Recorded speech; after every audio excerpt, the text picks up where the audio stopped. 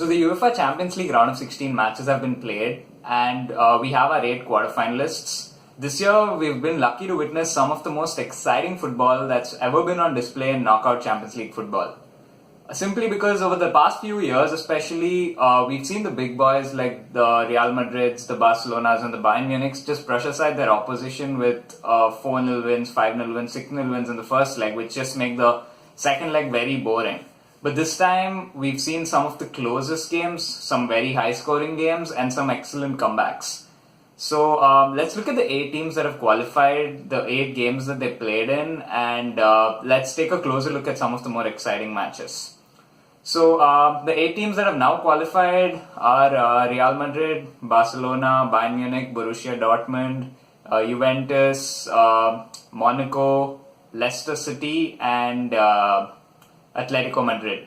So overall, looking at it, that list doesn't seem like such a surprising list, but the manner in which some of those results have been achieved have been completely different from the previous seasons. So first, let's look at the Arsenal-Bayern Munich game. So one thing that you can say that hasn't changed from the recent seasons is that Arsenal once again have choked at the round of 16 stage. Yes, it's true that for the past 20 years they've qualified for the Champions League, and for many years they've even qualified for the knockout stage consecutively. But for the 7th year running, they've got knocked out of the round of 16 phase, and it's a similar story for Arsenal fans. It's something that happens every season. They do well in the group stage, they get to the knockout stage, and this year, in fact, they topped a pretty tricky group with PSG in it, but they were unfortunate because Bayern Munich came runner-up in their group, and they ended up facing Bayern Munich in the round of 16 once again, and they completely got outplayed in both the legs. It's the same thing that happens every season, and it shows the lack of strength in Arsenal mentality, and you have to question the manager. There's a lot of pressure on Arsene Wenger, and it's because every year is the same story. There's no sign of progress, and whoever the signings that are made are, whoever the players that go out, the players that come in, and whatever the season is, it feels like some sort of a Groundhog Day. Every season, at the same period of time, everything collapses. And Bayern Munich was simply better than Arsenal. There's no doubting that there's no expectation that Arsenal would go through, but the manner in which they completely got outclassed is a matter of concern for Arsenal fans and for Arsene Wenger if he's to stay in the job for next season. They collapsed in both the legs when Koscielny went off the field due to different reasons. In the first leg he was injured, and then there was a flurry of Bayern Munich goals when at halftime at 1-1 it seemed like it would be a close game. And in the second leg, when Koscielny got sent off, rightfully I think, because he fouled the last man, and then Bayern went up with that penalty, and then it was just chaos. Arsenal players were just streaming forward, and Bayern were just picking out the goals on the counter attack. So a 10-2 aggregate score was probably a little harsh on Arsenal, but once they realized that they were going out, the players just threw their hands up and completely gave in. And that's the difference between a big team and a very good team. So Arsenal is still trying to make the transition from a very good team to a big team. The next game that we look at is Napoli versus Real Madrid. It was slightly tricky for Real Madrid, but there's nothing too much to be said because they won both the legs 3-1, and for a while in the second leg it looked like Napoli could come back in it when they were leading 1-0, but they had the big man Sergio Ramos come to the fore once again and score 2 crucial goals, and towards the end it was fairly comfortable, and Real Madrid is through to the quarterfinals. Another game which threw in a surprise was Benfica versus Dortmund. In the first leg, Pierre-Emerick Aubameyang was completely off the pace, and he missed a few sitters, and Benfica ended up winning 1-0, and Dortmund didn't even have an away goal. So that was probably the best result that Benfica could hope for going into the second leg. But in the second leg, Dortmund showed up, and at home they completely outplayed Benfica, and they quickly raced off to a 2-goal lead, and then towards the end the final score was 4-0, and it was curtains for Benfica's campaign. The next game was PSG versus Barcelona. Now this game was probably one of the most exciting games ever, not just in the Champions League but in the history of football.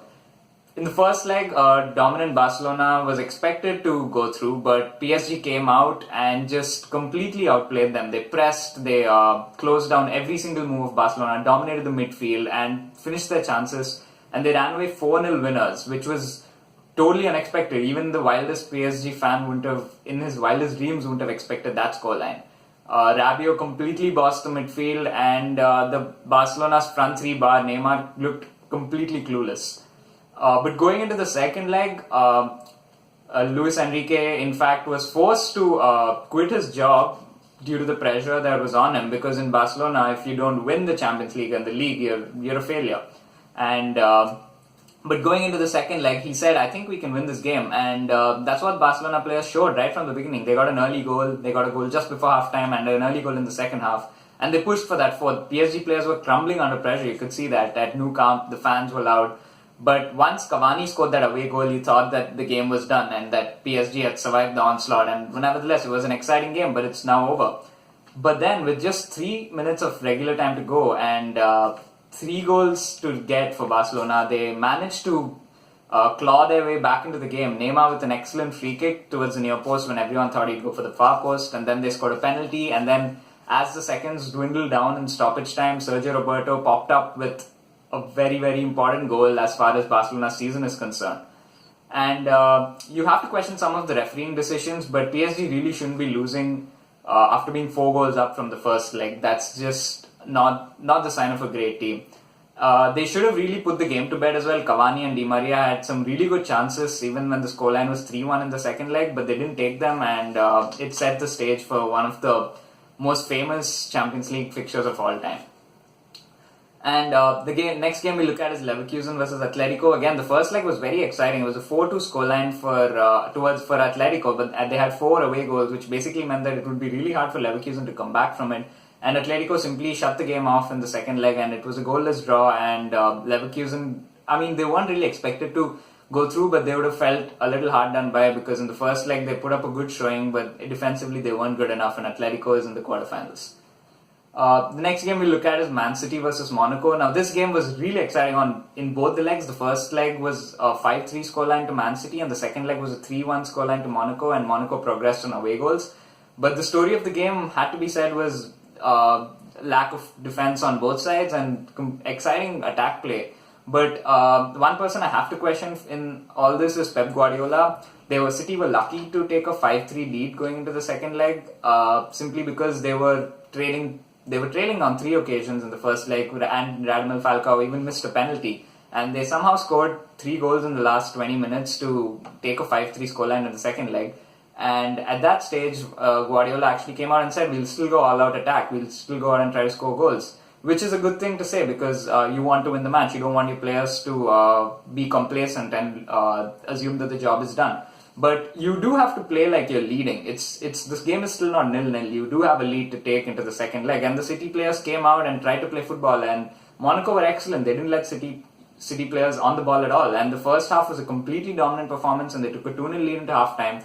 And then City, in fact, showed up only in the second half. They had almost 70-75% possession in the second half, but it was too little too late. They got the goal they needed in the 70th minute, but then Monaco just needed 1 more goal due to the away goals rule, and they ended up going through to the quarterfinals. The next game is Porto versus Juventus. This was very straightforward for Juventus. They took a 2-0 lead going to the second leg, and then Porto were down to 10 men in the first half, and Juventus scored, and it was basically a matter of Porto needing to score 3 goals in the second half. With 10 men, which was never going to happen against a very disciplined Juventus team who kept a clean sheet in both the legs. So Juventus was through the quarterfinal. And the last game that we'll be looking at is Sevilla versus Leicester. Now, Leicester is a surprise package, not just in the Premier League last year, but in the Champions League this year. It's true that they got a fairly easier group compared to the others, but then they're Leicester. They're not even expected to be in the Champions League group phase. They topped the group pretty comfortably. And then they did really well to stay in the tie after the first leg where they were completely outplayed. Schmeichel made some crucial saves, and they lost just 2-1 away. And they got that crucial away goal from Vardy in the second half. Between the 2 legs, however, they sacked their celebrated manager Claudio Ranieri, and it was severely questioned by fans and by everyone except Leicester fans, to be fair. By pundits, by the fans, journalists, everyone condemned that decision. They said that, how can you sack someone who just won the Premier League for a club like Leicester, that too? And I wouldn't say the decision has been vindicated yet, even though Craig Shakespeare's won 3 games in a row out of 3 now. But Leicester did come out and they pressed every ball. Jamie Vardy was up and down the pitch running and closing down every single pass. And they got their 2 goals that they required to overturn the deficit, and then it was a matter of not letting Sevilla score. Sevilla had their chances. They had an early chance with Nasri, and they had a lot of chances. They hit the crossbar, and they forced a couple of saves out of Schmeichel, and they even had a penalty towards the end, which was saved. They had a penalty in both legs saved, in fact. But they have only themselves to blame. Nasri got himself sent off when they looked like they were dominating and trying to get that goal back, which would have taken the game to extra time. But Jamie Vardy played a little smart. He instigated Nasri, and both of them got yellow cards, but Nasri was already on yellow, and then Sevilla was down to 10 men. And Leicester did what they do best. They sit back and then they hit on the counter. And they could really have scored a couple of more goals, I feel, on the counter, but they didn't. And now they'll be really delighted to be in the quarterfinal draw along with these big teams. And you have to say that no matter who they get, they'll probably be happy with how far they've gotten so far. And it'll be one exciting European night for them. And I think it'll really play into the style of football they play as well. They love to sit back and hit the teams on the counter. And most of these big European teams will, in fact, go out there and play the possession game, which Leicester has practiced to be really good against. So, yeah, those were the 8 Champions League fixtures that we had this year. And if these round of 16 games are anything to go by, then this year's Champions League is going to be one fantastic experience for all of us watching. So, yeah, thanks. Hit a like if you like the video, and subscribe if you're new. Thanks.